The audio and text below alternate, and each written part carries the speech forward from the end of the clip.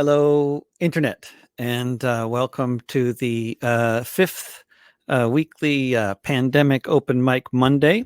And we're broadcasting on the Facebook pages of KBOO Community Radio and Popular Resistance, as well as my own platforms, David Rovick's platforms, Facebook, YouTube, Twitter, VK, Twitch, LinkedIn, and as well on the Song News Network's Facebook page. If I remember to add that to the list of things, which I hope I did. Just realizing I might not have, but well, who knows? Let's see. In any case, we're broadcasting on a lot of different places, and oh yeah, we're there on the Song News Network, and these are all archived as well on in podcast form on YouTube as well, and on podcast form. And folks have been signing up, and I see from Tony Harper. Yes, Tony, you're in the list there, and we got a whole bunch of wonderful musicians from both sides of the Atlantic in the queue. And if you're one of the folks who signed up, then you should have received an email with the link to the StreamYard green room, the virtual green room, which has which actually behaves kind of like an actual virtual green room, real green room, because there's like people in it and they can have a chat with each other, and that other people can't see. So it is, and yeah, the internet is a fascinating place. One of the exciting things about the internet is that it's global. So we have lots of participants from all over the world on this open mic, although they tend to be generally from North America and Northwestern Europe for various reasons having to do with who I know and what language we all speak. And where we're broadcasting as well. And today is the last Monday of the month of May, the last Monday before rent is once again due for many people who are going to be unable to pay it or unwilling to pay it. There's been changes I've noticed in the general mainstream reporting on these things on national public radio in the U.S. here. They're not quite talking about the rent strikes quite so much as they used to, and they are changing the way they're sort of presenting things. I don't know what conversations are going on in the editing rooms or how these things work, or they're on NPR, but just today or yesterday they mentioned that 91% of people in the U.S. either paid their rent partially or in full, which is a bit different from saying, that like 9% didn't pay any, and what is the percentage that paid very little? That's not mentioned. So yeah, they're changing the way of reporting these things. But I'm not paying rent once again this month. We are not paying rent here in this apartment owned by the Randall Group Corporation, evil slumlord corporation that it is. This continues here in Portland and in many other cities and countries as well, although in many countries they've suspended rents and deferred mortgages, which is not happening in the US. But I've been started up a website for artistsforrentcontrol.org, and you can check that out if you want to see some of the resources we're working on and some of the projects we're working on in that regard. And I thought I would start out with a little poem I wrote to my landlord in lieu of paying the rent for June. I sent a poem which I'm sure is worth at least the cost of rent. Actually, it's probably a good enough poem we should be able to buy the building with it in a just society, but who knows? In any case, I will do this poem, which is my own intro, and then I'll be letting folks know who are in the queue in the private chat room. I'll be letting you know what your order is, and because this way it's nicely mysterious for the general public, But there's still room in the queue if you got an email with the link and you want to get in the virtual green room, then click that link. And if you do happen to at some point get a notification saying the green room is full, or that there's no room in the queue for you, then just try again 10 minutes later, because as people perform, then they leave the green room and then there's room for more people to come in. but at the moment there are fewer than 10 people waiting, so there's still room for more. And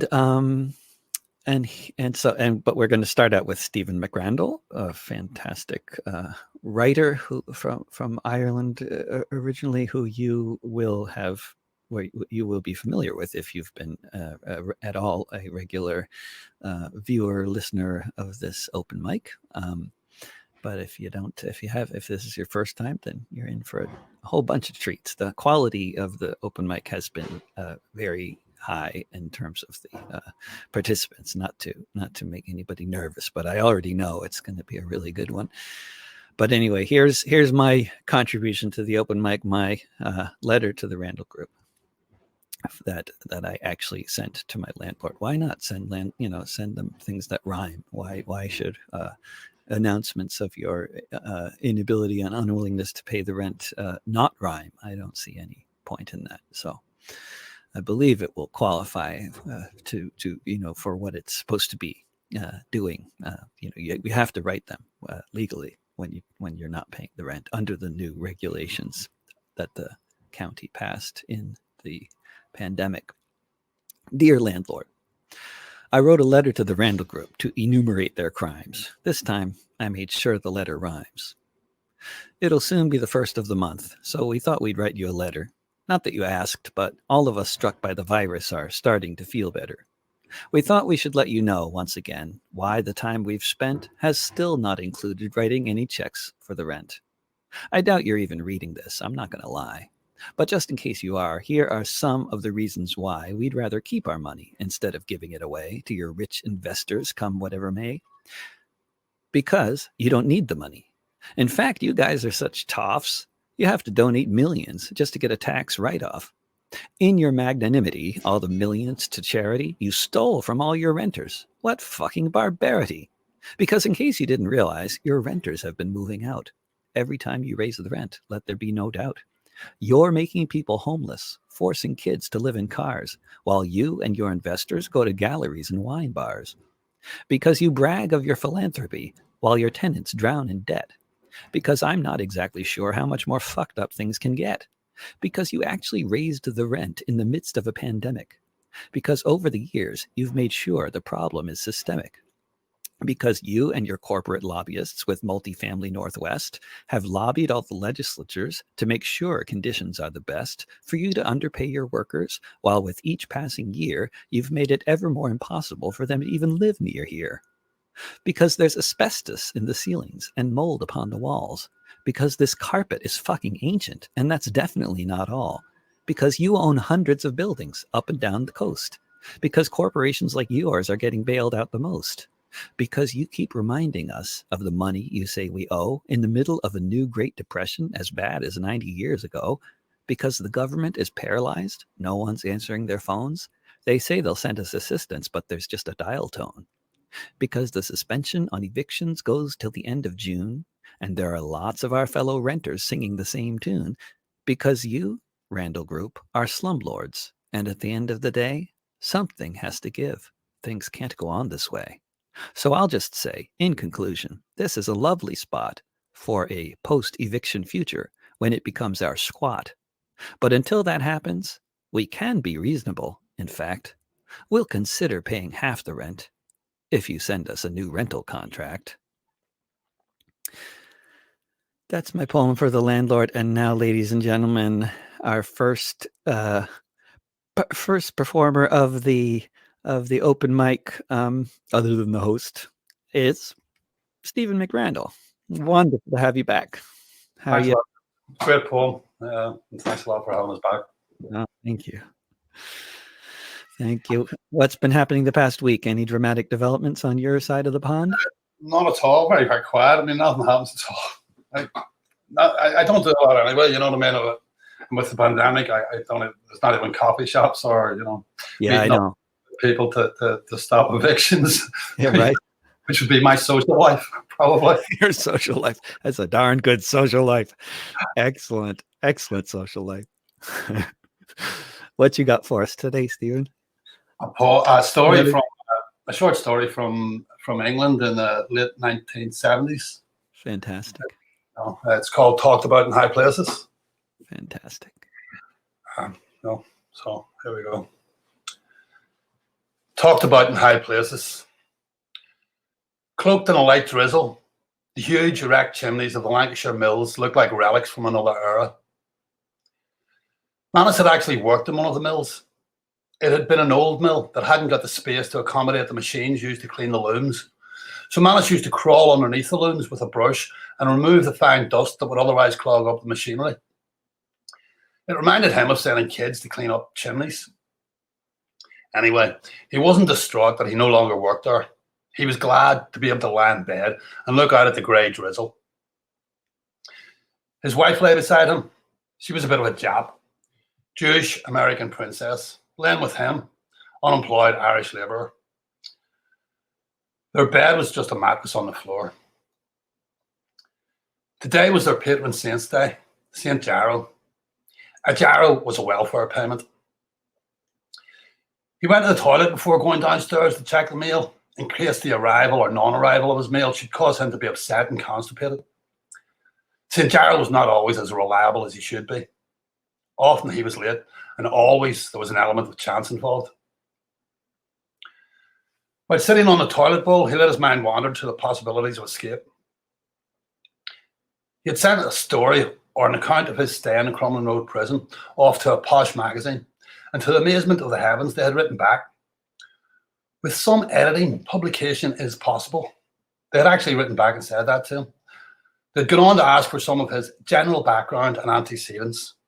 He looked the word antecedents up in the dictionary and found out that it meant what has gone before. He had been flattered that they had written back to him, but hadn't known what to answer. "I started taking drugs when I was very young," was the only general background and antecedents he could think of offhand. So he wrote that and sent it back. It had been 2 weeks since he had sent the letter, and every day he tried not to look for their second correspondence. He tried not to hope that he could get it paid and published, but sitting there in the bowl, his mind ran on. Toilet finished, he trod downstairs that were uncarpeted and ugly. From the living room, he could see through the glass porch door, the empty space where his letters should be. He went into the porch to double check. He looked at the letterbox. No big white envelope from the magazine. No recognition. No small brown envelope. No food money. Now he had the loathsome job of telling her. With a heavy heart and empty belly, he trod back upstairs. No dole money. She sat up on the mattress. "What do you mean? No fucking dole money. What do you think I mean? Shit this." Her disgust with the situation reflected contempt for him. "We need to eat. I fucking know. Oh, fuck off." She cowered as his foot lashed out towards her, missing by inches only, and connecting with the wall. At the back door, he stopped, wishing he could go back to her, explain that he was sorry. It wasn't his fault. It was a recession. He had no control over the situation. From the bedroom, she shouted down, "You useless jerk!" And he slammed the door as he left.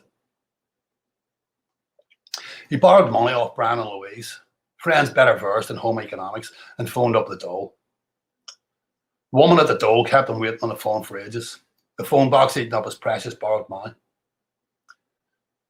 From his pocket, he took out the letter he had received from the magazine.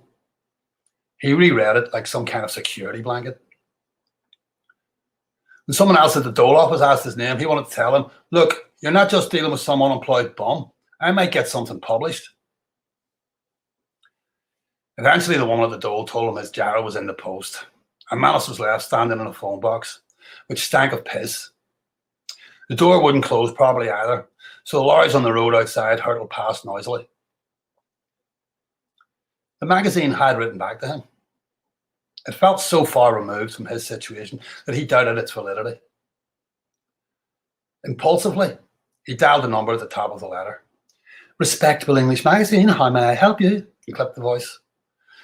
With no prepared response, he blathered back, I sent an article in and they wrote back saying they were interested, and I was just wondering what was happening." "What's your name, please?" "Manus McManus." The next voice he spoke to was softer and posher than the receptionist's. The phone box swallowed some more of his coins, and she asked for his number that she might phone him back. They were both a little embarrassed with this scenario. She tried to put him at ease. Mr. McManus, I am sorry about that. It was always her fault. He was too altogether and poor to be able to afford his own phone. Still, at least she wasn't being snotty with him. She laughed a little. He laughed a little back. The editor was unavailable at the moment, but she would like to say what a remarkable piece of street journalism he had written. It wasn't that she talked down to him. It was just that she was in such a different place. The plush office, carpeted floor, double glazed windows with piped heating. You could almost smell her perfume, feel her soft woolen jumper, see the way she had her legs crossed. A heavy lorry rolled past noisily outside, wafting in exhaust fumes with the smell of urine. She gave him her laugh again, but this time he didn't laugh back. He wasn't sure what she was laughing at. Him? What was he even doing talking to them? In a way, he was just looking for confirmation that they were considering his piece, and he had that. If they wanted to use his stuff, they would surely let him know, and if they didn't, he should just leave it. I'd tell him cheers anyway. Manus threw at her laughter. That seemed to throw her a little. He could feel her stall. Her self-confidence faltered. Her control of the situation wavered. Excuse me? Tell him cheers anyway, he said again, and hung up the phone. Outside the phone box, the lorries rolled past. He felt kind of good as he walked home.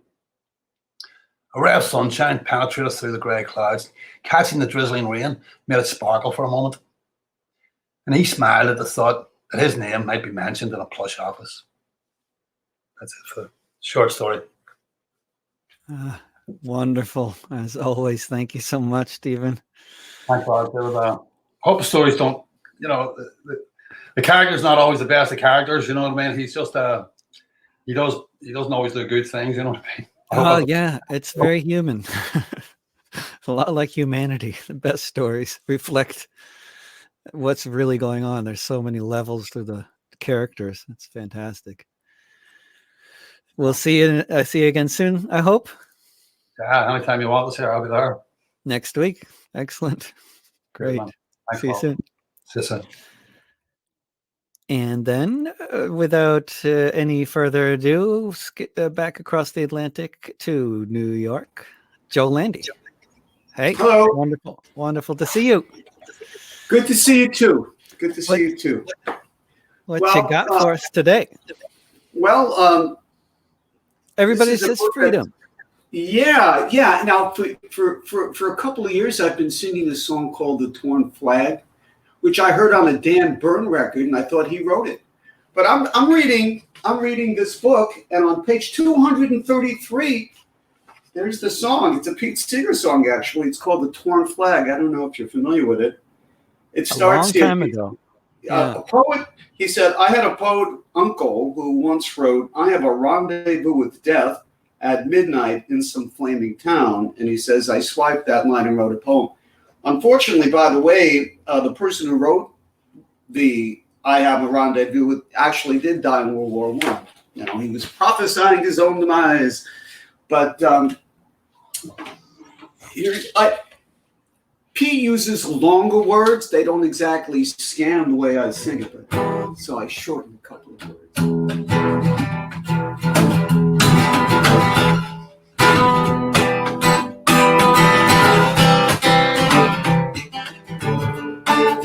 How's the sound balance?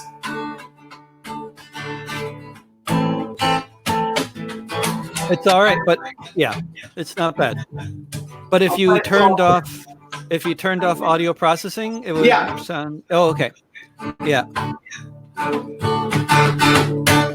At midnight in an angry, flaming town, saw my country's flag torn on the ground. I ran in and dodged among the crowd. I scooped it up, then I scampered out. Then I took that striped old piece of cloth, and I did my best to wipe the garbage off. But I found it had been used for wrapping lights. stank, and it attracted all the flies. As I was busy, crazy at my task, I heard a husky voice that seemed to ask, do you think you can change it just a bit? Betsy Ross did good, but there is more to it. Blue is good, the color of the sky, and stars are good for ideals held so high. 7 bars of red to warn of danger, but those white stripes, well, they can use some changing. We also need some stars of deep rich brown, some of tan and black and all around. The border of God's green would look so good there, and slant those stripes so they don't look so square. Then I awoke. Oh, what a crazy story. Please don't tell them I was messing with Old Glory. But tonight at midnight in another town, I can see my country's flag torn and lying on the ground.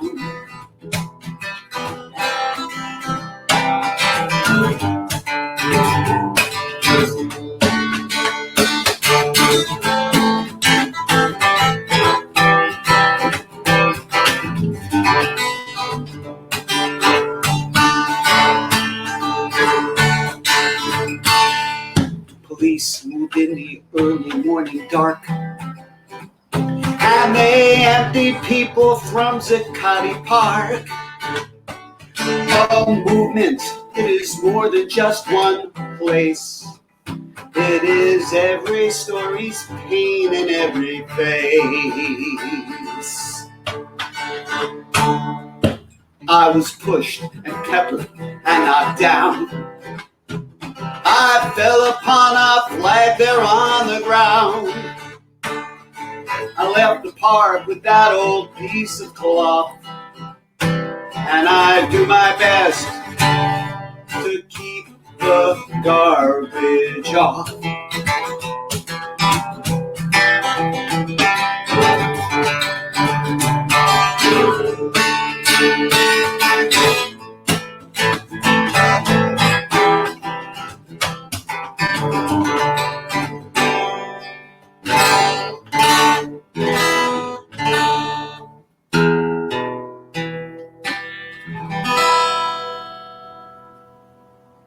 Lovely. That's wonderful to hear a Pete Seeger song that I don't think I ever heard before. That's Oh, cool. great. I've seen it in print, and I don't think I've ever heard anybody sing it. Well, thank you. That's Yeah. a great song. And you add another verse, and it brings it right up to speed. Yeah, wonderful, wonderful. Thank you, Joel Landy, there Thank you. in New York City, the epicenter of the epicenter. Yeah, well, I'll tell you, the curve is flattening here. Mm-hmm. This curve is not flattening here. The That's the guitar is still universe. curved. It goes one way and then it turns the other, Yeah, good. Yeah. Take care, Joel. See you soon, I hope. Next week, perhaps. Yeah, Excellent. Joel Landy, and also a regular participant of the People's Music Network open mics. And then moving back across the Atlantic once again to Birmingham, England. Pam Bishop, are you in Birmingham? I am in Birmingham, yeah. Oh, wonderful. Great to have you here. And you haven't actually been in the open mic before, right? Last time I forgot to send you a link. Yeah. No, I haven't been in it before, but one or two of my mates have, so yeah. Yeah, like actually several people who are involved with the regular weekly Sing Political that you host every Wednesday, right? No, it's not every Wednesday. It's normally we do it once a month, but at the moment we're doing it twice a month because it's very popular. And if people want to find out more about that, they just look for Sing Political. Like on Twitter, it's just Sing Political. Is there Sing a website? Political, yeah, Mhm. there is. Right. And also there's a Facebook page for Sing Political. Sing Political. Yeah, Go find it. yeah. Wonderful. What you got for us, Pam?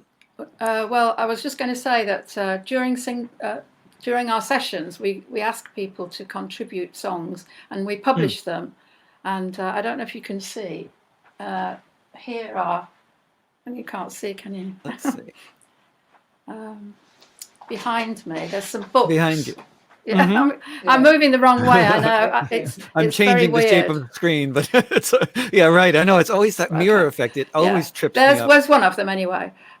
We've done 7 of them Great. up till last year, and now we've just done 2 more, and we're going to do some more. We're collecting songs for that as well. People really like it, and they're pandemic songs, or that sort of thing. So. Oh, great. Right. So what I'm going to do is, you were talking about the news. What's in the news? Well, in England, until today, people were talking about whether the schools should go back on the 1st of June, which is like after half term. I don't know if you have half terms there, but after spring half vacation. term, then and of course it's not safe for children to go back to school, so they're trying to work out ways of it. But the union have got this great poster that says, "No going back until it's safe to do so." So that inspired me to write a song. So this is that's what I'm going to sing now, and it's got a chorus which is "No going back," so people at home can join in if they want. And my partner Graham is going to join me to help me. So I've just got to get the notes right.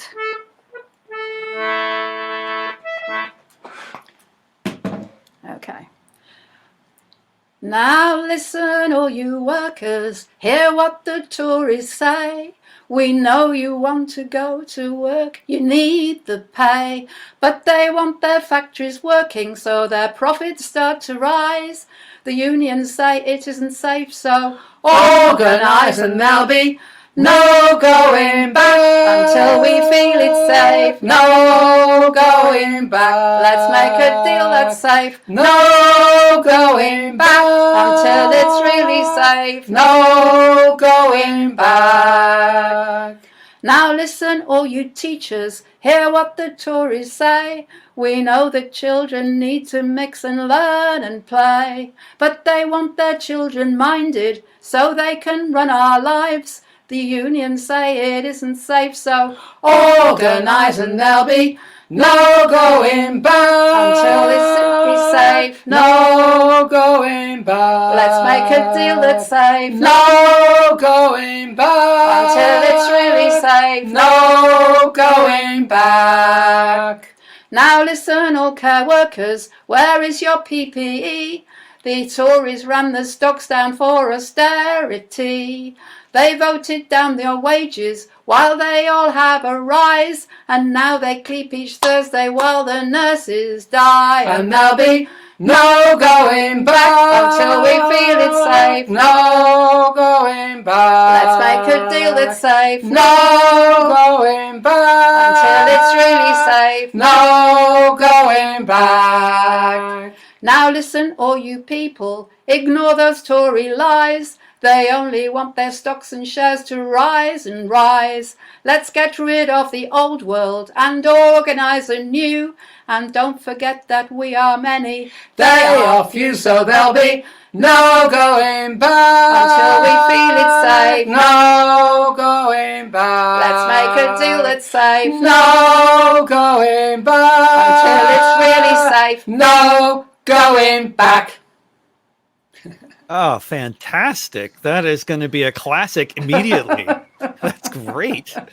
The tune was written by, a song was written by my friend Sandra Kerr for during the miners' strike for the miners' wives group, and it was about women not going back to the situation they had before the strike, when they took a great part in the strike, and they said, we're not going back to the kitchens afterwards. So she wrote it for that, and such a great chorus. Oh, it's So a great I use chorus, that. yeah, and great verses, yeah, really. Oh, excellent rewrite, fantastic. Yeah, Well, brilliant. thanks for having me on, and maybe Yeah, you'll thanks come so to much. ours one Wednesday night, one of the Wednesdays. Yeah, Yeah, I keep on meaning to, and yeah. it's I just know too many. you've got other things to do, but Yeah, you'd be very welcome. thank you so much. Okay. Take care, Good night. Pam. Bye. Bye-bye. Wonderful. And we'll move back across the Atlantic again. I wasn't planning it exactly like zigzagging across the Atlantic, but here we go to Minnesota now. Or no, Yes, is that Minnesota. yeah. I'm right. Okay. See, I'm going on memory here, but then I was wrong last time. I had you in the wrong state last time in my mind, but this time I remembered properly. Pear, wonderful to see you. Good to see you too. What you got for us?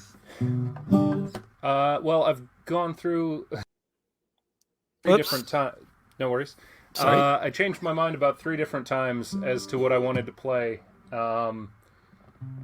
First, I had a Memorial Day song, and then I had a strike song, and then I realized I had this song, and I didn't practice it, and so we'll see how it goes. Excellent. I don't write a whole lot of directly ripped from the headlines songs, because by the time I get around to it, you've written a better one. Oh. So I tend to I take a lot of themes and sort of issues and imagine characters and sort of build up metaphors and use fiction. And anyway, this is called well, I guess since you're all not from Minnesota, here in Minnesota we're famous for wild rice. And we even have a lake in Minnesota called Rice Lake, which of course is too polluted and has been for years to grow wild rice. It's got lots of very expensive cabins on it. So, yeah, this song is called For All the Rice on Rice Lake, and I think it fits. Anyway.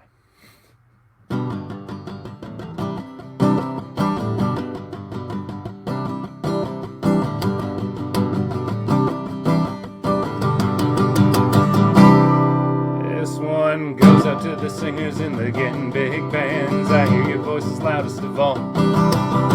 This one's for the sinners out there taking a stand in the safety gated courtyards of your hometown malls.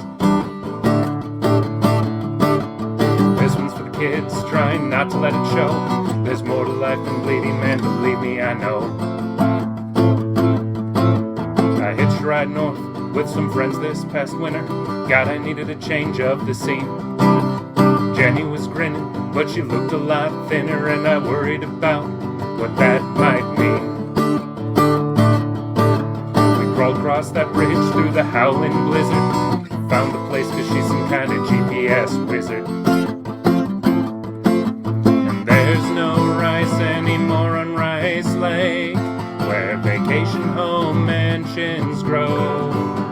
Just chemical runoff, genetic mistakes, gasoline trails running through the snow.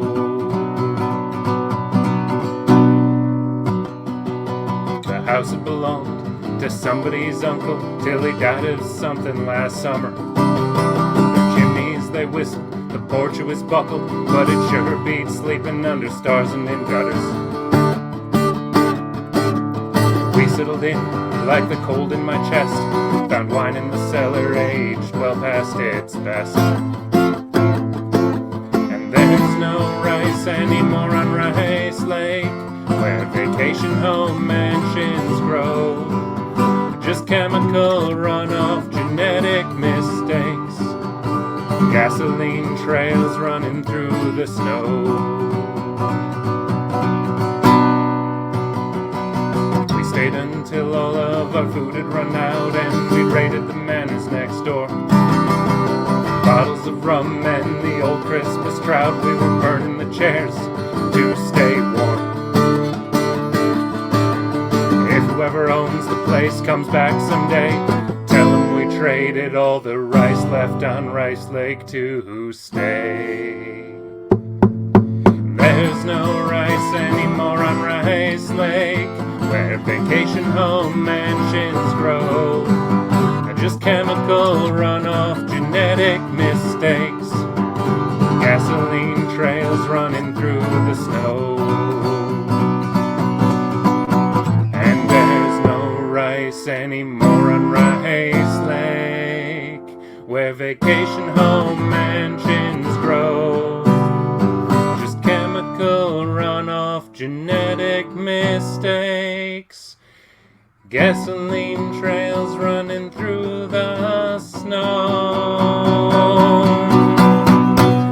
Damn it! That was great. Why, damn it. That was brilliant. I love the idea of the mansions growing where the rice was. That's wonderful imagery. No, the damn it is just I forgot all the chords. Afraid of getting the chords. Yeah, well, I would never have known. Just don't tell people. I've done that so many times. Done a whole song with chords to a different song and thought, oh man, I'm just butchering this, but hopefully other people don't notice. Yeah, I used to have a poker face, and then I went to school for theater, and I unlearned it. So now I just own it. Right. now your heart's on your sleeve all the time. Good. That's probably better. But thank you. Thank you, Per. See you again. All right, take care. Take care. And then, coming right up with no further ado, we're just going to go right to Mike Marker. Mike Marker. Oh, there you are. Hey. Wait. Oh, yeah. There we are. Volume. Yeah, excellent. David, it's good to see you again. Great to see you again. Such a great again. time last week. And this morning, I was just sort of thinking about, I've got so many things to do. And Lynn said, well, isn't the open mic on Monday? I wonder if they're still doing it. And so I checked my email, and there it was, an invitation to join in. And I'm so grateful to be able to be part of it. And I think it's a wonderful thing that you're doing.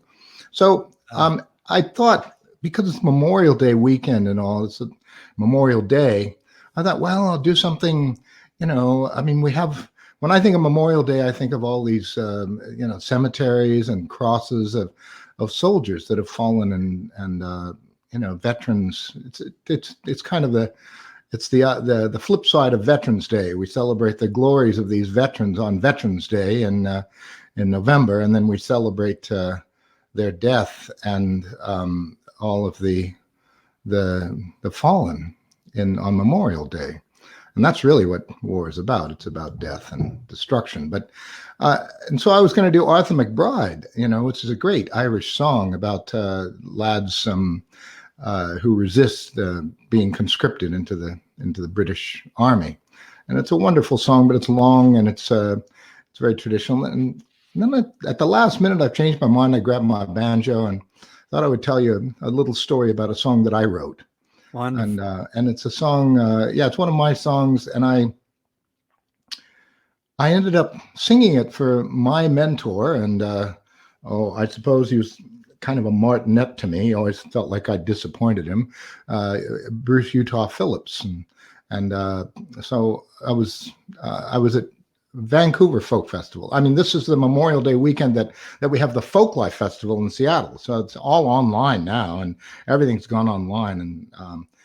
And I ended up playing. I think I mentioned this to you. I ended up playing with Jim Page one year. Jim and I've known each other a bit over the years, and Jim and I we're on stage together to do the memorial for Utah Phillips at Folklife Festival. Bruce was we knew that the end would be coming soon. And so we wanted to raise some money for his medical expenses. And so we did a concert together for Utah Phillips.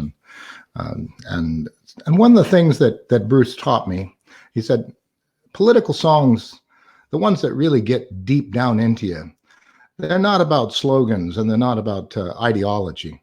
They're about people and they're about stories. So this is a story about my grandfather. I grew up in a union family. And the rule was never put down the union. So my cousins, some of them would go off and they'd come back to the farm and they'd complain to my grandpa. He'd say, "Oh, why do I pay union dues? And the union isn't doing anything for me." And my grandpa would say, "Don't ever let me hear you putting the union down." So I wrote this song, and it's a true story. During the Great Depression, which he said Frankie Roosevelt saved this country from a Bolshevik-style revolution. That was my grandpa's words. During the Great Depression, my grandpa joined the operating engineers, and he learned to drive a bulldozer, and he ended up helping to build the Grand Coulee Dam. And when the cousins would show up, he'd remind them, said, without a union, we wouldn't have anything. So as this pandemic consolidates the power in the hands of the bosses and takes it away from the workers, we must be vigilant that losing jobs and the scarcity of jobs, it's gonna make workers tend to compete against each other, and what we really need to do is cooperate. So I sang the song for Phillips, and Bruce says, "Marker, I want that song. I need that song." So I made a quick recording of it when I got home and sent it to him, and he put it on his show, Loafer's Glory. It's called Grandpa Joined the Union.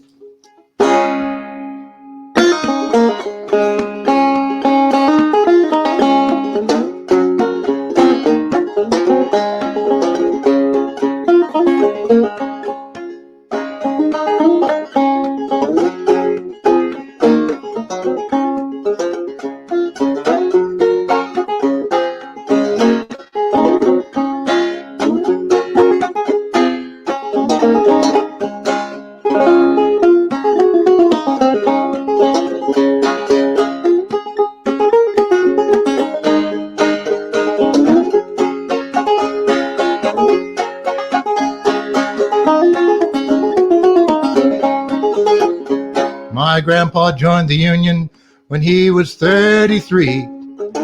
Said it was just about the smartest thing he'd ever done. And now that he's an old man, he keeps on telling me about all the things the union finally won. Ah, but folks these days got a memory about as long as breakfast time. They don't know without a union they'd have an uphill climb. Now don't let me hear you putting the union down. Don't let me hear you putting the union down. 'Cause I never knew a boss to raise your pay where you think we get 8-hour day. Don't let me hear you putting the union down. Grandpa leans the chair back, he takes a little time, and his thoughts go back to a long, long time ago. He thinks about a factory, thinks about a picket line. He remembers standing out in the snow. Ah, but folks these days got a memory about as long as breakfast time. They don't know without a union, oh, they'd have an uphill climb. Don't let me hear you putting the union down. No, don't let me hear you putting the union down. 'Cause I never knew a boss to raise your pay where you think we get 8-hour day. Don't let me hear you putting the union down. Play it now.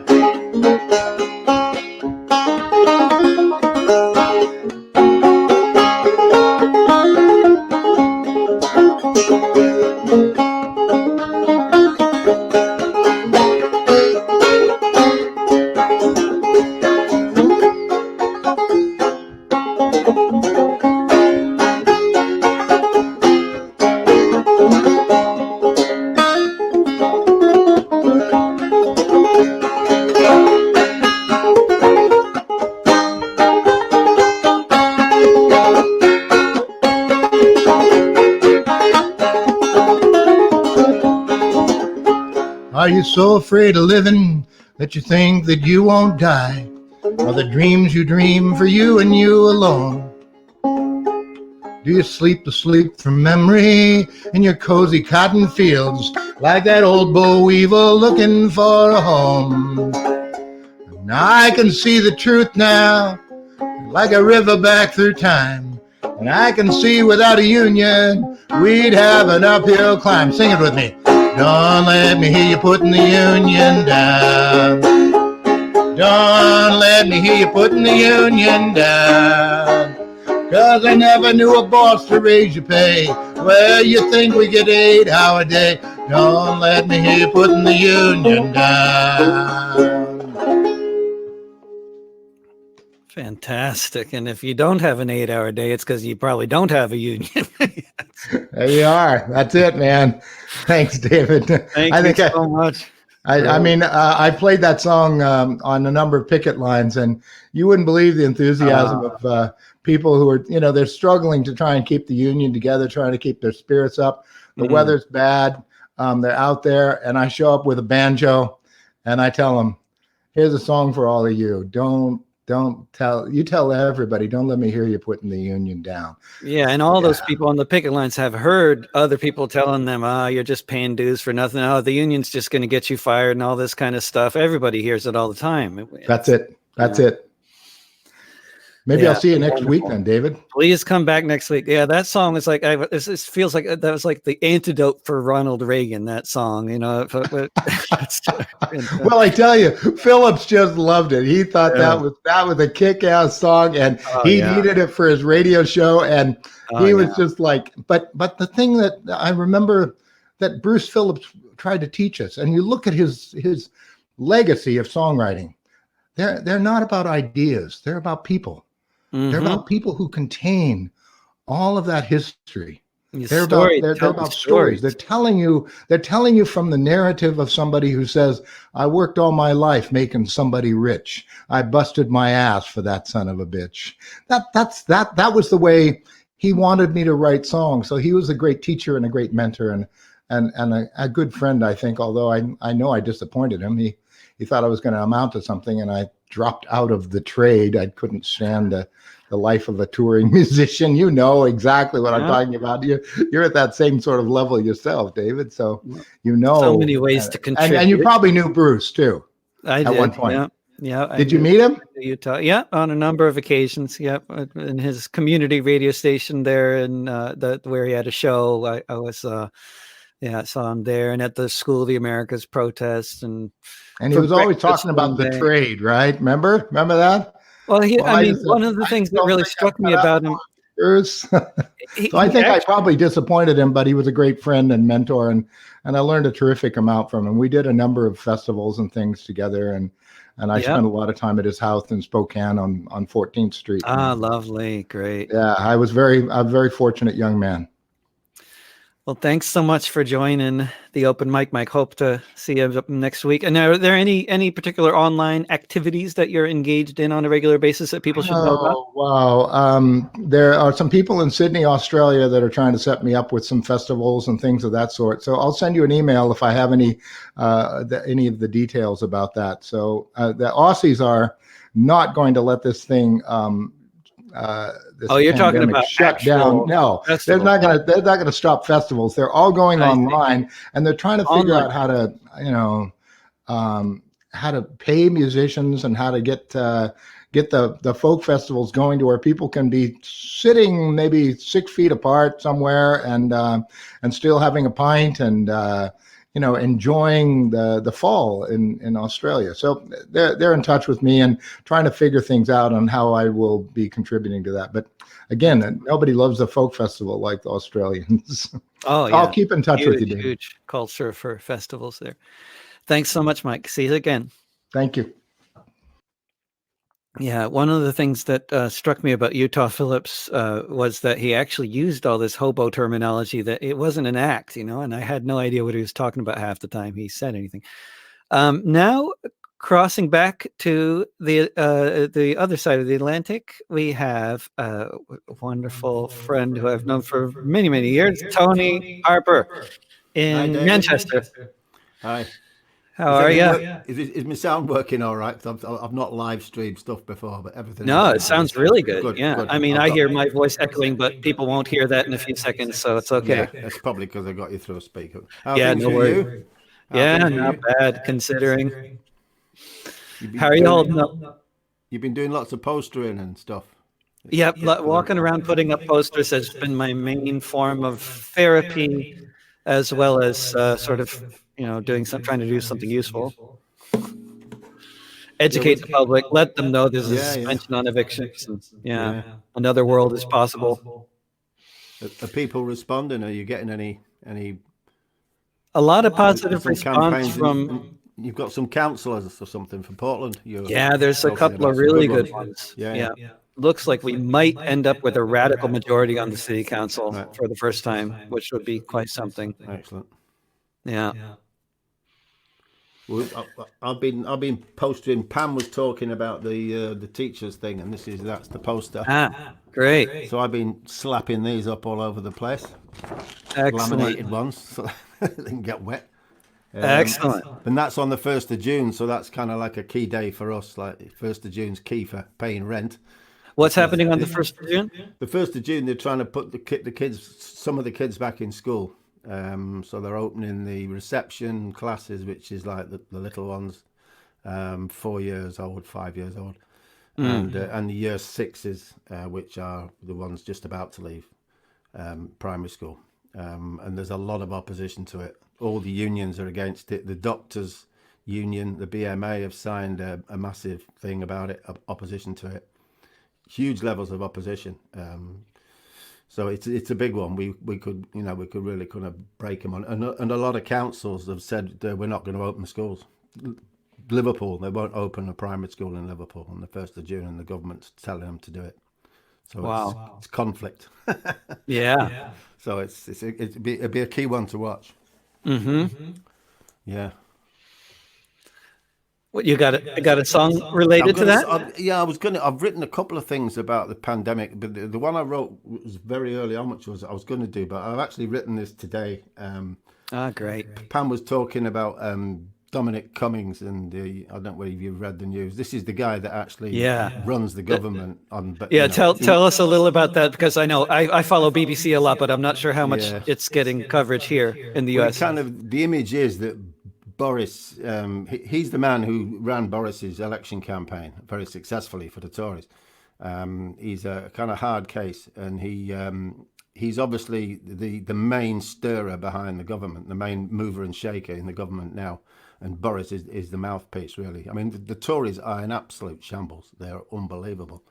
And he took this little excursion to Durham, which is 270 miles from London, having told everybody else to lock down, and everybody else is locking down, and you can't go and visit your kids if they're sick.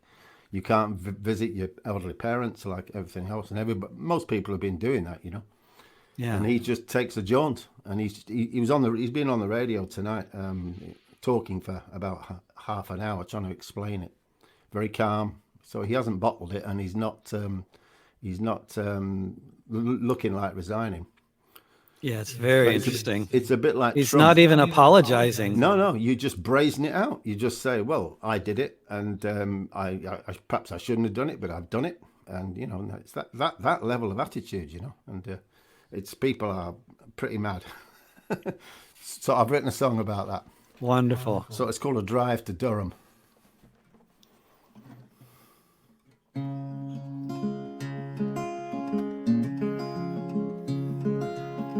I drove up to Durham, then I drove back. Met up with Boris, but I didn't get the sack. I'm better than the rest of you, I think you'll all agree.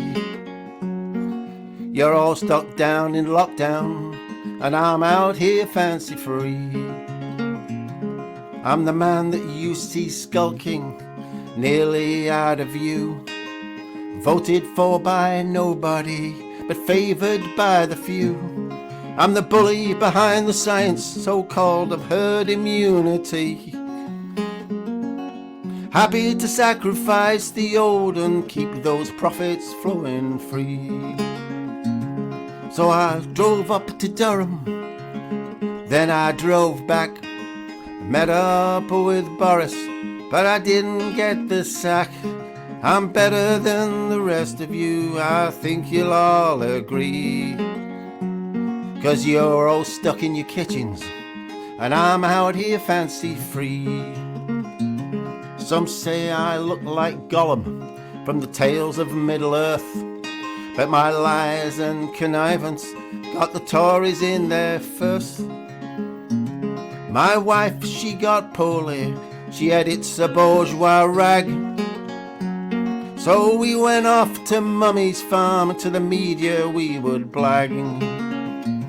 So I drove up to Durham, then I drove back. Met up there with Boris, but I still didn't get the sack. I'm better than the rest of you, I think you'll all agree. 'Cause you're stuck there in your bedrooms or whatever, and I'm out here fancy free.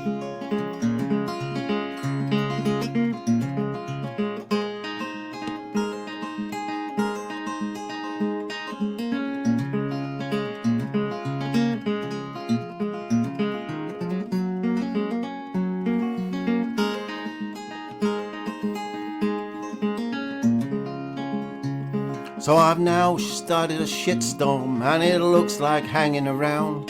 Perhaps I'd be better off hiding underground. You folks are getting angry, you really hate the toffs. And if you all get together, you're bound to see us off. So I wish I'd never been to Durham, then I'd never need to drive back.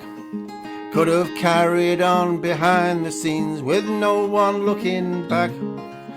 With the workers come rising up, I think you must agree. You'd see the end of the Tories and form a new world fighting free. So I wish I'd never been to Durham, then I'd never need to drive back. Could have carried on behind the scenes with no one looking back. With the workers rising up, I think you must agree. You'd see the end of the Tories and a new world fighting free. Yeah, wonderful. How's that? Excellent. The fastest song I've ever written. Yeah, One day. fantastic. Totally topical. Yeah, well, otherwise he's got. I kept saying to Margaret, he can't resign. I'm not putting my song out. Oh yeah. Well, no, it's still. You can do it now.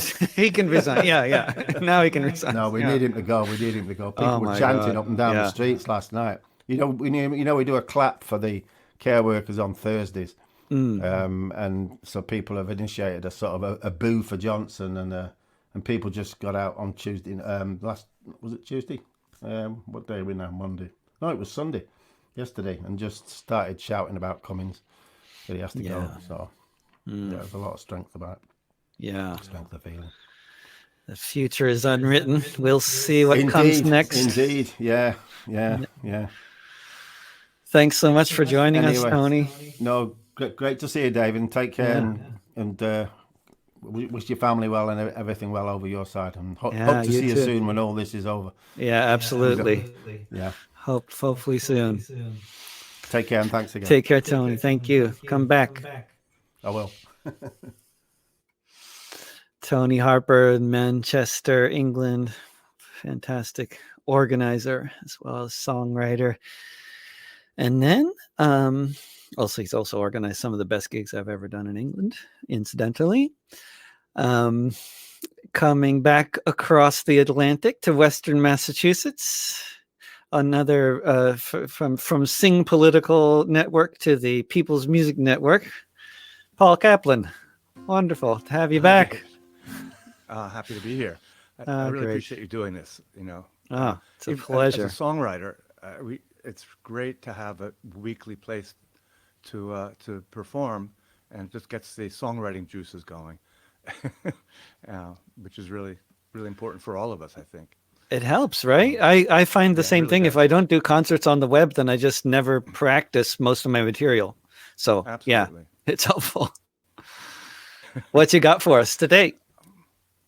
Well, I was trying to think of a Rent song, and the only one I could think of was Charlie Poole's "Moving Day," which I'm not going to do. It's it's a sort of a celebration of being evicted. It's a wonderful, funny, silly song, but I'm going to do what I planned, which is an older song, the title song of my 2003 album, "After the Fire," and the song was written on the first anniversary of 9/11, and it was sort of projected a ray of hope, which we could all use at this time. Hope is good It was stuff. interesting because it was, I wrote it as a metaphor um, about trees, a forest fire, and then, of course, that came true with Australia and California and all these Hmm. climate change fed conflagrations, and now our conflagration we're in right now. So it's hopefully gives us a little kernel of hope. And so it's called After the Fire. Right? After the fire, the tears fell like rain, where tall trees had stood. There was nothing but pain, a forest of green was turned into ash. The world that we knew disappeared in a flash. After the fire, we gathered around, searching for signs of life on the ground. The earth looked so bare, as dead as can be, but something was there that nobody could see. Slowly a seed under our feet started to stir, woken up by the heat. It sent down a root to help it hold tight. It sent up a shoot to reach for the light.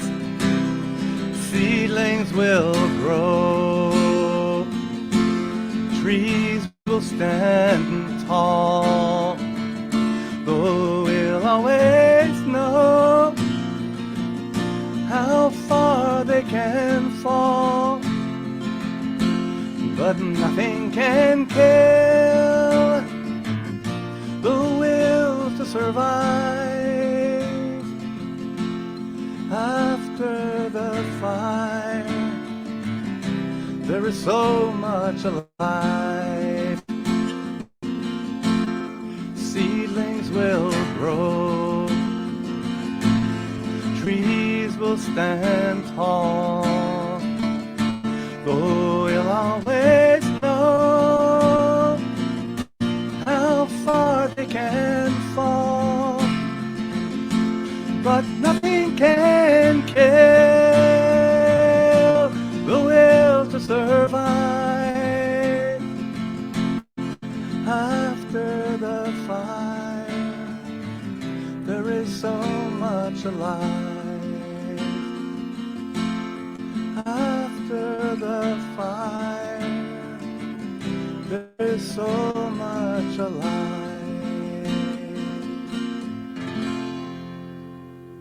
Ah, gorgeous, gorgeous words, gorgeous melody. That's all yours? That's, yeah, Yeah, the whole thing. Yeah. beautiful. And I've just actually recorded it with a large chorus. I want to put it on my next CD if I ever get into the studio to do that. But we arranged it for 4 parts, and it came out, I thought, pretty well. 4 So parts. look for Yeah, that. I want to hear the 4-part Yeah. version. Excellent. Yeah. Thanks so much, Paul. See you next week, I You're hope. quite welcome. I hope so too. Okay. Take Good. care. You too. And then staying in the northeast of the United States, we have Pat Lamana, a wonderful other guest who has appeared already a couple times, and we hope to have you back as well. What you got Thank for you, us today, David. Pat? How's it going? Oh, pretty well, pretty well. I just want to say that I was at least one additional part with Paul as he Oh, was great. singing. I was singing Yeah. along. Such a harmonizable song and a beautiful Yeah. song. So nice. Yes. So I'm wondering if I could sing two really short songs that probably yeah. only come to 5 minutes together. Okay. Oh, yeah. One of them I learned because Kathy Miner from out in Wisconsin sent a I know link Kathy. to and she sent a link to the People's Music Network email list. You may have seen that a link to this song by Stuart Stotts out in I haven't seen Wisconsin. Kathy for 20 years, but yeah, I know who you're talking about. But, yeah. Great. So she sent this link to this song that Great. I really liked so much, so I thought that I would learn it, and I did. It's a simple little song, and I had sworn that I was not going to write any pandemic songs, but at 3 in the morning, I just couldn't help it. It woke me up and sent me downstairs to write. So, Good. so this is a very short little pandemic song. I'll just go right into that from this first one by Stuart Stotts. That's Wonderful. it's called Doing What Needs to Be Done, and there's a very charming video of this on YouTube if you want to look that up. Wonderful. So let's see if I can do this.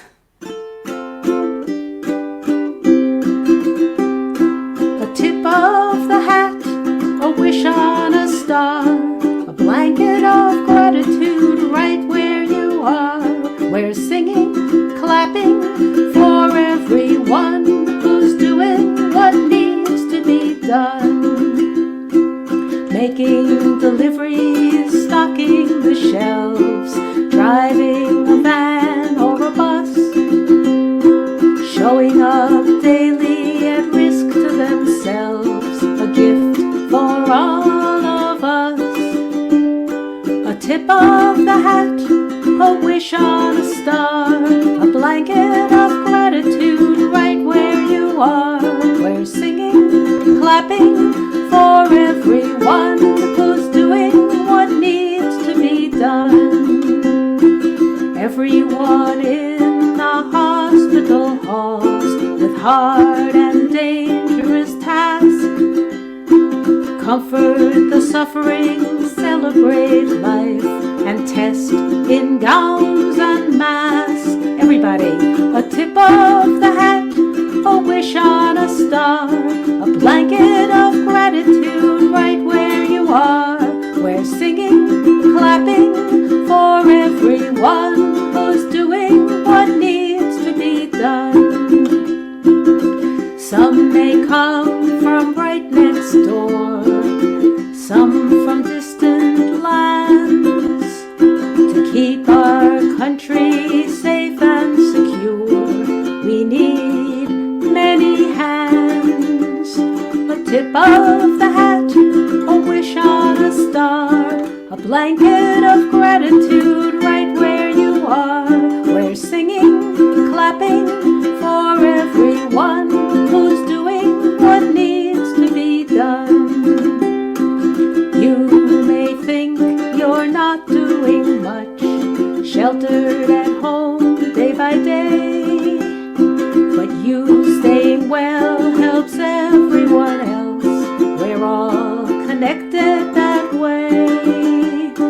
A tip of the hat, a wish on a star, a blanket of gratitude right where you are. We're singing, clapping for everyone who's doing what needs to be done. We're singing, clapping for everyone who's doing what needs to be done.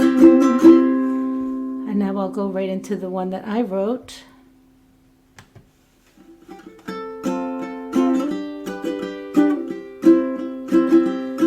When this is all over, how will we feel? Tell me, how will we feel? Humbled, grateful, we survived the ordeal. That's how I hope we will feel. When this is all over, what will we think? Tell me, what will we think? In Mother Nature's chain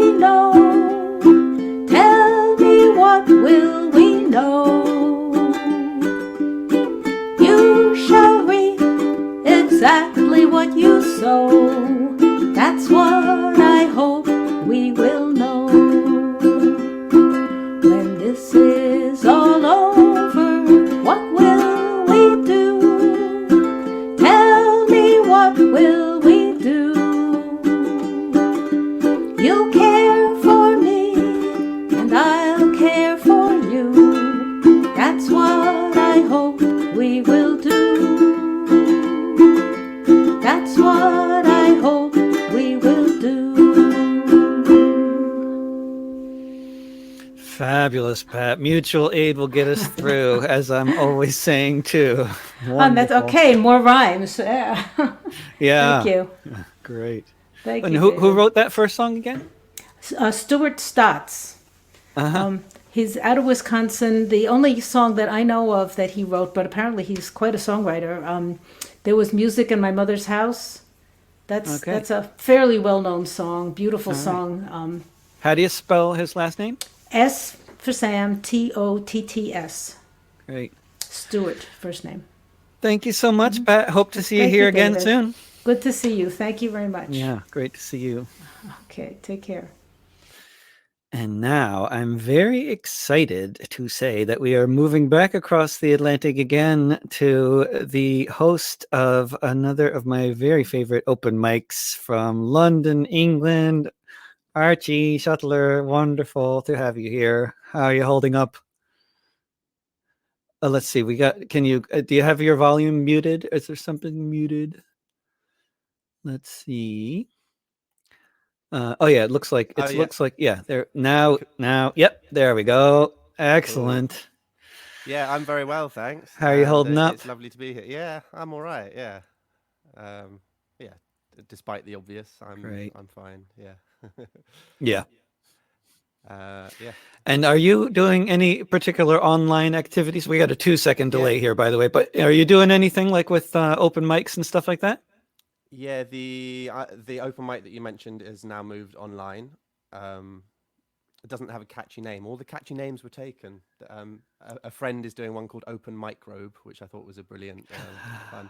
So mine's just called Archie's Shuttler's Online Open Mic. Great. And it's every Thursday. I don't know if that clashes with any other open mics that people... Where can people find it? So fortunately, my name is unique on Facebook, so everyone can see my name on the thumbnail thing, hopefully, Archie Shuttler. So just find me on Facebook, and I post the link to it. I do it on Zoom. I hadn't heard of StreamYard. StreamYard is it's very professional compared to Zoom. Cool. Yeah, it is. Cool. But yeah. So we do it on Zoom, and I just put a link for that on my Facebook page. So if anyone wants to just add me on Facebook, they can find the link via that every Thursday. Great. 8 p.m. English time. So I don't know what time that is in the various parts of the States, but yeah. It's the annoying thing is that changes, depending on the times. Sometimes, usually, it's a 9-hour time difference between England and the west coast of the U.S., or an 8-hour time difference. But sometimes it's a 7-hour difference or a 9. I can't remember. But right now, I think it's an 8-hour and 5 hours between London and New York. Yeah. So that would be 3 p.m. in New York and noon here. There we go. Thanks for that. I think.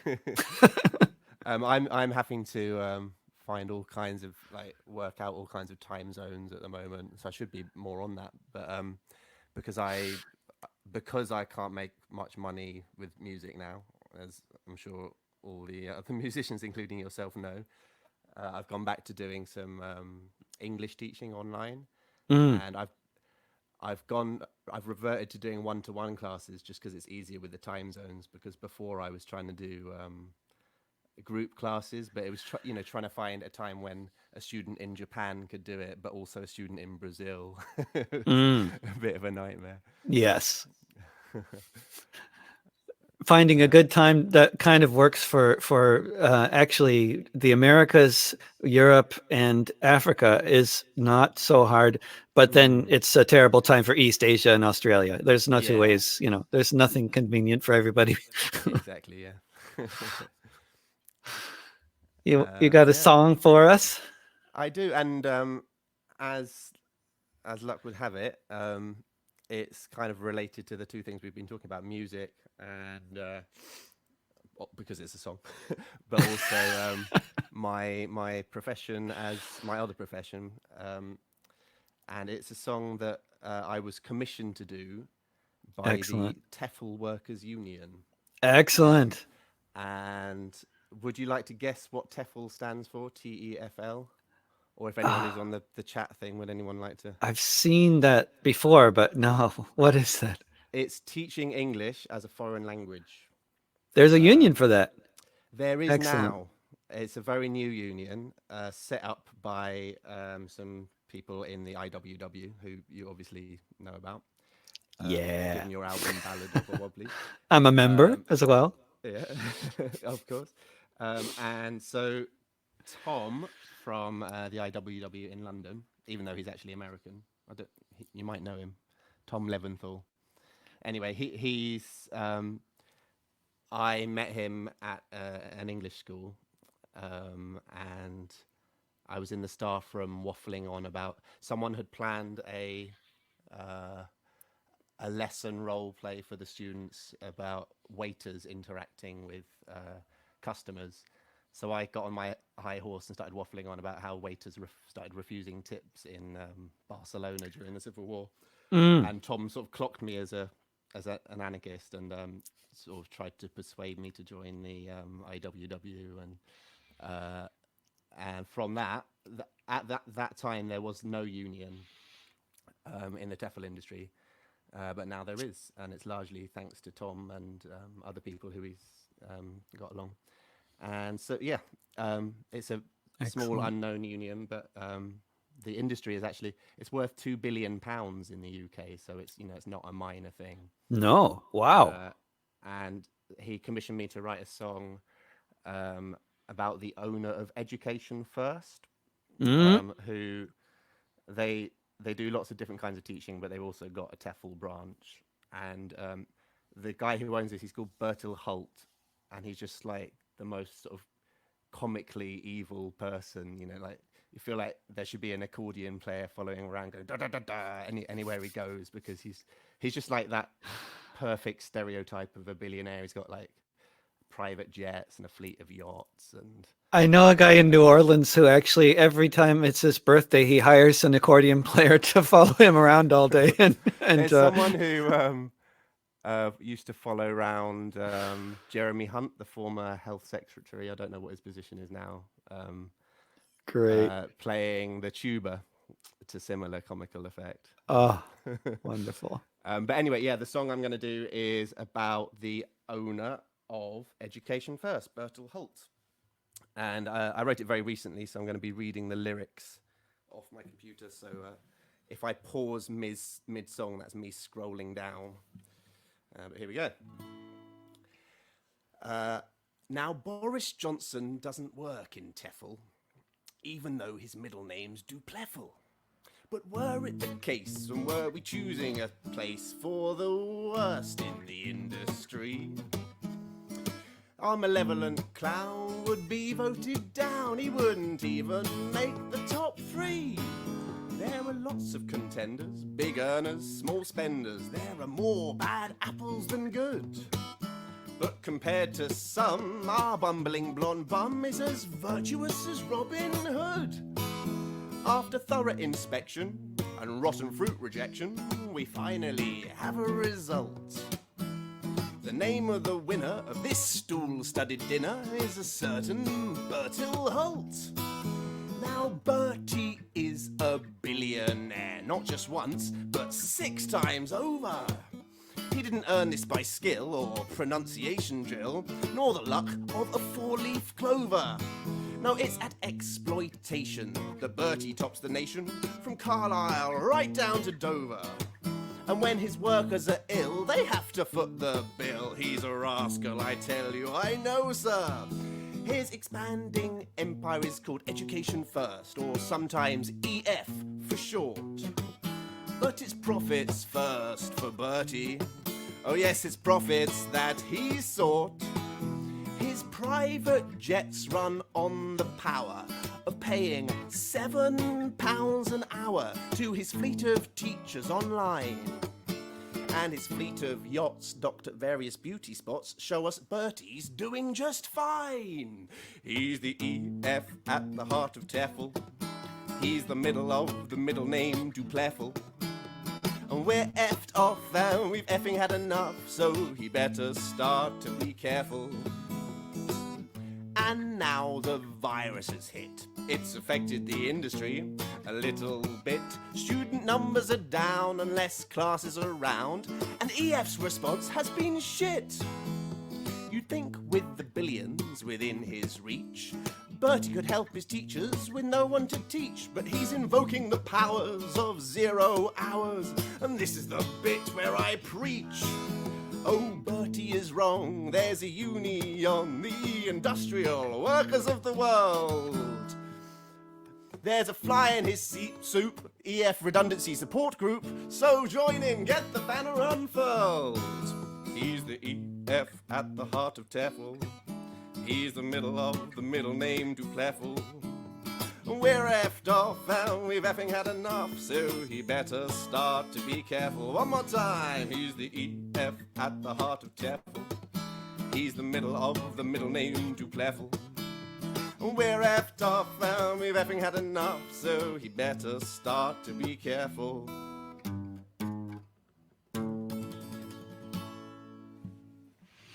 Fantastic. Thank you. Excellent. That you could make anything rhyme with Tefl. That's just like trying to Yeah, that was the challenge. orange. It's like writing a song about oranges, you know. Yeah. Excellent. Brilliant. Love the chord changes too. Oh, thank you. I can't take credit for that. It's one section from a Syd Barrett song, the founder of Pink Floyd. Yeah, great. The original song is called "Here I Go," and I just took the chords from the verse of that. Oh, great. Yeah. Excellent. Yeah. Good. Thanks so much for joining us. Been hoping you would. Thanks for inviting. Would Yeah, you mind come if back. I bring the rest of my band along next time? Because Oh, I'd be very thrilled. good songwriters. Oh, yes. And Yeah. and they can all do separate spots and everything. That'd be brilliant. Yeah, be wonderful. Yeah, unfortunately, none of us live in the same house, so Exactly, right? So, yeah, let's let's have them on, please. brilliant, cool. Yeah. All right then. Thanks thank so you much. See you soon then. Yep. Well, next week. Excellent. Next week. Perfect. Ciao, ciao. Till then, bye-bye. Wonderful. And we will actually stay in the vicinity, perhaps in London itself, in fact, to North London, to the wonderful Bernard Puckett. Bernard, Hello. I'm there's up some in consistent... Enfield. Enfield. And you're in the same room as last week. Yes, yeah, it was the office. Some Yeah, consistency in life. Good. Yeah, no. Like I'm 12 miles from the centre, but inside the M25. Yeah. But it's not part of the municipality of yes, London. It is part of Greater London. Yeah, it is. Part Okay. Yeah. You have the same mayor. Yeah. Oh, yeah. Sort of, that's good. Okay. Excellent. Yeah, what you got for us? Give a plug for Trad to Mad, for Trad instance, to Mad. Folklore, which is Trad the to Mad. online singing competition for May. So and there's a money prize going. I'm going to sing a song which isn't about what it sounds it's about, but you'll get a general idea. It's an urban song which instantly appeals to lots of people, but sometimes the hero isn't the hero.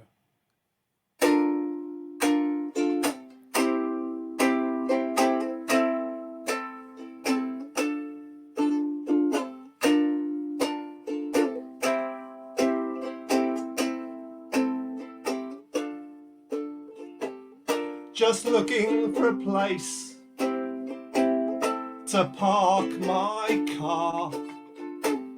I didn't want to walk too far. Back to you, back to you. Residence parking is a good idea, especially if you live round here, as you do.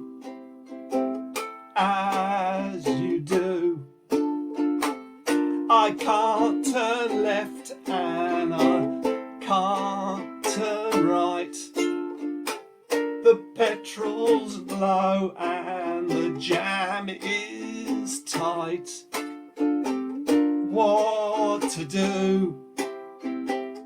what to do. Car stink, says a cardboard sign. I've a freshener that smells of pine. He must mean you. He must mean you. Praying that the lights will turn to green before some oik cleans my windscreen. Go away, please go away. I bought you chocolates and the flowers you like, but you've gone to the pub with a guy on a mountain bike. Boo-hoo-hoo. Boo-hoo-hoo. Just looking for a place to park my car. I didn't want to walk too far away from you, away from you, away from you, away from you. Gorgeous. Life in the real world. Beautiful. Thanks so Thank much for you. coming back, Bernard. No, my pleasure. And Trad to Mad, people need to enter Trad. Number 2, Mad, Islington Folk Club, look it up. Yep. There and it all is. The terms and conditions are there, so to speak. Yeah. Go. Thank you. Bye. Thank you so much, Bernard. And last but certainly not least, at least we had another couple of people, but I think that they had to go or something. But we have this wonderful person with a guitar who I've never met before. Wonderful, great to have you here. Did we meet? Were you here on? Did you? You weren't in the open mic so far, right? This is your first time. No, I have not been on the open mic so far. I found the post on Reddit. Brilliant. Yeah, so here I am. Excellent. I'm so glad you could join. I'm glad that somebody saw that post on Reddit too. Yeah. Glad Great. you posted it. Thanks for having me. Oh, absolutely. Where in the world are you? So currently I am in Decatur, Georgia, just outside of Atlanta. That's right. Okay, now I remember seeing. Yeah, I'm not looking at my notes. Yeah, and your name is Bergie. Yeah, is that Bergie? Yes. Bergie with an exclamation point. Excellent. Yeah. Like now I can see it big enough to read it. But great. I need new glasses. What's happening in Decatur? Oh boy, not much. I mean, Georgia's been kind of crazy. Especially it gets in the news a lot, Georgia. In the Atlanta area. Yeah, Governor Kemp has declared that all bars and clubs and music venues and whatnot can reopen at the end of May, which is kind of terrifying. Given that the pandemic is still really spreading in Georgia, right? But they're just kind of pretending it's not. Is that? Yeah, absolutely. Yeah. It's they're just kind of going about their business. Atlanta traffic is back, which is kind of mind-boggling. Like people are fully like going back out and going to work and stuff and going to the grocery store. The grocery store is full. People aren't wearing masks. Like some people are, but a lot of people just are not wearing masks or using any kind of protection. So it's scary going really anywhere. I'm grateful because I am out in Decatur in the burbs. So I've got plenty of space to like go for a walk around my neighborhood and not actually come into contact with anyone, which is really nice. And I've got a yard and stuff that I can go outside and hang out in. If I were more in the city, I would not have that. Yeah. So I am grateful to be out here. Also, rent is much cheaper. Oh, is it? And is Eddie's Attic still there in Decatur? The legendary folk club? Attic is still in Decatur. It's not open currently. No. But as you might imagine, but yeah, it's still there. I think the video that I sent you was me playing the Eddie's Attic open mic. Great. Back in the fall. Great. Yeah. what you got for us today. And are you involved with any particular online activities that people could find out about? Because there's a lot of people who are interested in joining online open mics or watching concerts online since they're all stuck at home anyway. So I'm not involved with any like organizations or anything right now. But I've Or been anything that you do that you recommend? Yeah, so I've got an Instagram. It's Bergie exclamation point, all spelled out, BERGIE exclamation point, the words. And I play music on there. I've been going live a bunch, and just playing some tunes. I'm currently Right. working. I've got one EP out that I put out in 2019.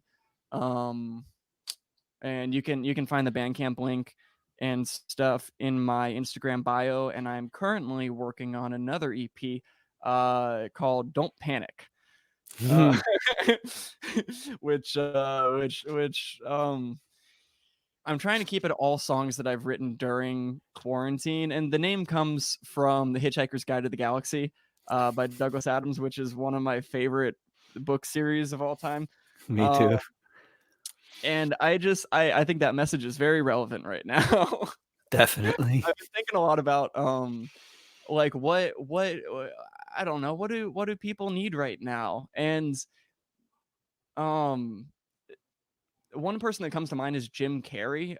He said something, I think it's in an interview in a documentary called Jim and Andy, but about like he discovered, when he was doing stand-up comedy when he was younger, like what do people need? What do they need when they go to a comedy show in order to have a good time?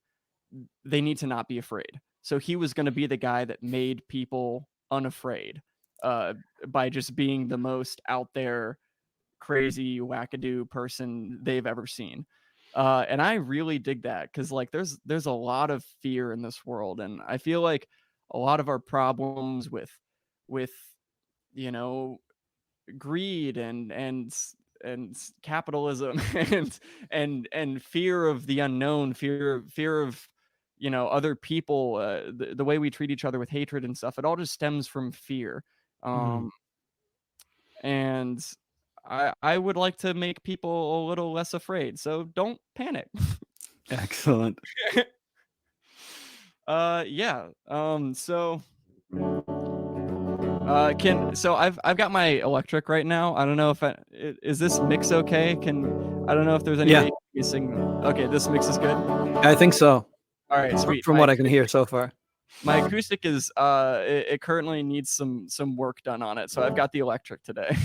My acoustic needs work too, but I just keep on not praying. I think the shop is closed anyway. Yep, I feel that. All right, cool. Well, I'm Bergie, and this is Don't Panic. We've been ignoring all our fumbles, and we very clearly pushed our luck. The cookie's finally crumbling. It's really just a clusterfuck.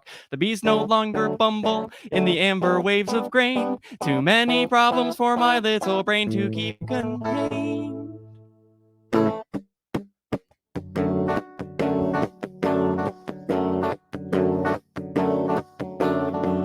I'm flashing back to reading Fever 1793, taking solace in that I live next door to the CDC. But Kemp wants to reopen and put everyone in danger.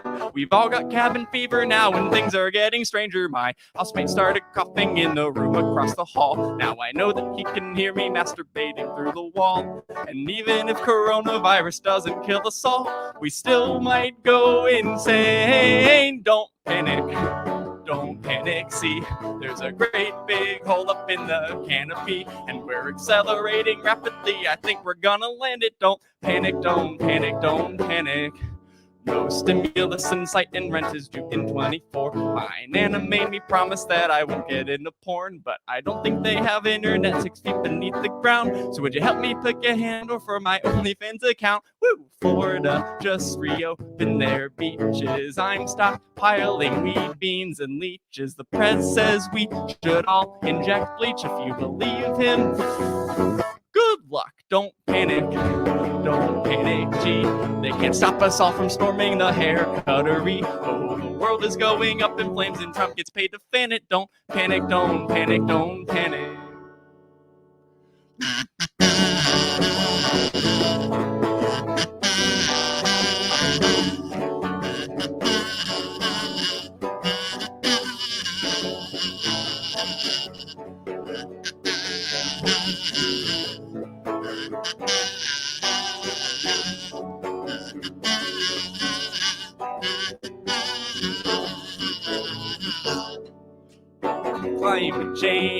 hunger pangs, murder hornets, UFOs, penny pinching, public lynching, kids in cages, so it goes. I'm about to give up, grab my towel, hitch a ride to the marble sanded beaches of San Traginus 5.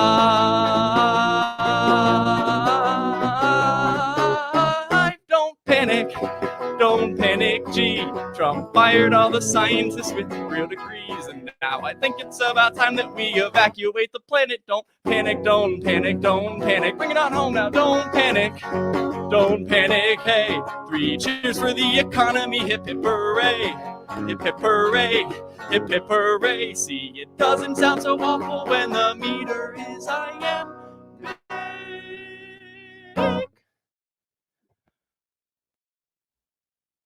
Don't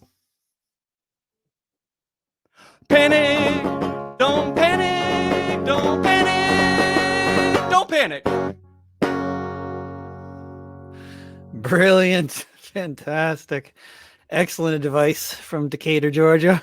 Thank you. Are you a fan of Kimya Dawson? Because that I'm reminded of some of her songwriting there. Yes, Yeah, absolutely. great. Thank you. Great. I appreciate that. Yeah. Keith Dawson's awesome. Big fan of AJJ as well. Been listening to a lot of Jeff Rosenstock lately too. His new album, No Dream, is really, really good. Wonderful. Great. Yeah. Thanks so much. Hope to see you again next week or some other Monday if you can make it. Yeah, absolutely. I'm here and I love to perform. Excellent. So would love to Good. be back on here. And again, Instagram is Bergie ! All spelled out. Come check me out. I play tunes on there as well. Excellent. Great. Thanks so much, Bergie. Yeah, thanks for having me, David. Peace Take out. care. See ya. And this, my friends, comrades, fellow workers, this concludes the 5th weekly pandemic open mic Monday. And the next one will be, as you suspected, next Monday and every Monday. And then always at the same time, 10 a.m. Pacific, 1 p.m. Eastern, 6 p.m. GMT, noon Central. I mean, until the time changes, and then, but for now, that's the time that it's happening every Monday.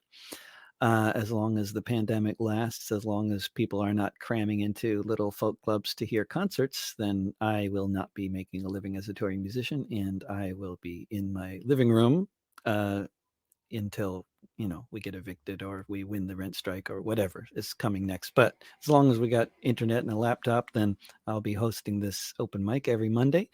And as of tomorrow, Tuesdays, I'm hosting a new show that we're calling Fifth Estate Live, which is, basically Tuesday through Friday every day. I'm interviewing people in an hour-long discussion show called Discussions with David. But the Tuesday episodes will be produced by Peter Werby, editor and founder of Fifth Estate and longtime Detroit area talk show host, who is going to be working with me to pick out the guests and stuff like that. And it's all going to be Fifth Estate contributors, including which I am as well. But every Tuesday and then Wednesday through Friday, interviewing various other folks of interest. And tomorrow I'll be talking to John Clark, who also has a fabulous article in the most recent Fifth Estate, and as well as on the blog of PM Press, which he is a published author on, which is not good grammar, but who cares? Anyway, I'm related to a Webster, so I can't, I have to end my sentences with prepositional phrases just to piss off Mr. Webster.